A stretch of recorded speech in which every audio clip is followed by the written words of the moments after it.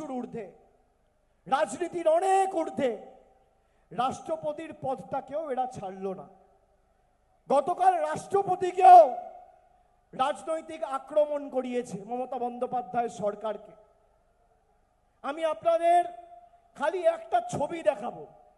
তারা বলেছেন আমাদের সরকার নাকি রাষ্ট্রপতিকে অপমান করেছেন। কেন? মমতা বন্দ্যোপাধ্যায় ধর্নায় সাধারণ মানুষের স্বার্থে লড়াই করছেন, তিনি রাষ্ট্রপতিকে রিসিভ করতে যাননি। এই ছবিটা চালাও তো, এই ছবিটা দেখুন তো, কে দাঁড়িয়ে আর কে বসে, কে দাঁড়িয়ে আর কে বসে। দেশের প্রধানমন্ত্রীকে, রাষ্ট্রপতিকে আপনি দেখুন, প্রধানমন্ত্রী বসে, রাষ্ট্রপতি দাঁড়িয়ে। আমরা নাকি রাষ্ট্রপতির অপমান করছি। দেখেছেন ছবিটা? সবাই দেখেছেন? কে দাঁড়িয়ে, কে দাঁড়িয়ে? আপনারা বলবেন রাষ্ট্রপতি, আর আমি জিজ্ঞেস করবো কে বসে, বলবেন মোদি। তাই তো, ছবিতে তো তাই দেখাচ্ছে। এই ছবি তো পিআইবি পোস্ট করেছিল, আমার তৈরি করা ছবি না। কে দাঁড়িয়ে, কে দাঁড়িয়ে আর কে বসে? রাষ্ট্রপতির অপমান কে করছে? রাষ্ট্রপতির অপমান কে করছে? দেশের অপমান কে করছে? বাঙালির অপমান কে করছে? বাংলার অপমান কে করছে? বাংলার মানুষকে শাস্তি কে দিচ্ছে? আপনারা দেখুন, ছবি দেখালাম। যখন মণিপুরে প্রায় 3 বছর ধরে আগুন জ্বলেছে, একের পর এক জনজাতি মূলবাসীদের উপর অত্যাচার হয়েছে, রাষ্ট্রপতির থেকে আমরা কোনো কিছু শুনতে পাইনি। যখন রাম মন্দির উদ্ঘাটন হয়েছে, একজন তপশিলি সম্প্রদায়ের মহিলা, জনজাতি মহিলা বলে রাষ্ট্রপতিকে উদ্বোধনী অনুষ্ঠানে আমন্ত্রণ জানানো হয়নি। যখন দেশের নতুন পার্লামেন্ট উদ্বোধন হয়েছে, রাষ্ট্রপতিকে একটা আমন্ত্রণ পর্যন্ত জানানো হয়নি। এগুলো মানুষ ভুলে গেছে।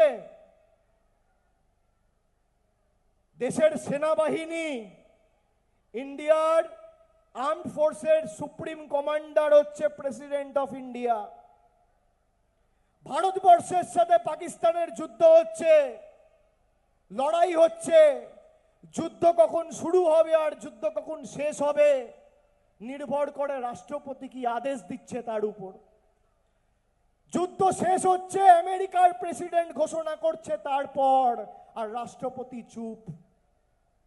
আমি নয়, জম্মু কাশ্মীরের তৎকালীন যিনি রাজ্যপাল ছিলেন সত্যপাল মালিক, তিনি সাক্ষাৎকার দিতে গিয়ে বলেছেন যে রাষ্ট্রপতি ঠিক করে না রাষ্ট্রপতি কার সাথে দেখা করবে। প্রধানমন্ত্রী সচিবালয় থেকে তালিকা যায়, আপনি কার সাথে দেখা করবেন, কখন কিভাবে কার সাথে বসবেন। সে আজকে বেঁচে নেই, আমাদের মধ্যে নেই, কিন্তু সত্যপাল মালিকের সেই বক্তব্য কিন্তু আপনারা ইউটিউবে গেলে আজও পাবেন। আমি বলছি না, বিজেপি যাকে রাজ্যপাল করে জম্মু কাশ্মীরে পাঠিয়েছিল সেই ভদ্রলোক বলছে, আর অমিত শাহ এসে আমাদের জ্ঞান দেবে। আপনার স্নেহের সন্তানের শিক্ষা নিয়ে কি আপনি চিন্তিত রয়েছেন? কোন স্কুলে ভর্তি করাবেন তাকে তা ঠিক করতে পারছেন না? তাহলে আর দেরি কেন? আজই আসুন Sarada বিদ্যাপীঠে।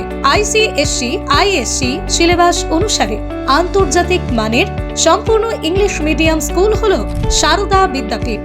Smart class, play zone, play house, computer class, dance class, পরিশ্রুত পানীয় জল, সিসিটিভি ক্যামেরা, সুবিশাল campus, library, convent educated teaching staff ছাড়াও একাধিক সুযোগ সুবিধা রয়েছে সারদা বিদ্যাপীঠে। প্লে গ্রুপ থেকে দ্বাদশ শ্রেণী পর্যন্ত পাঠ্যক্রম রয়েছে এই প্রতিষ্ঠানে। ঠিকানা বসন্তপুর, আরামবাগ, হুগলি। বিস্তারিত জানতে যোগাযোগ করুন 9239477487 অথবা 6295202439 এই নম্বরে।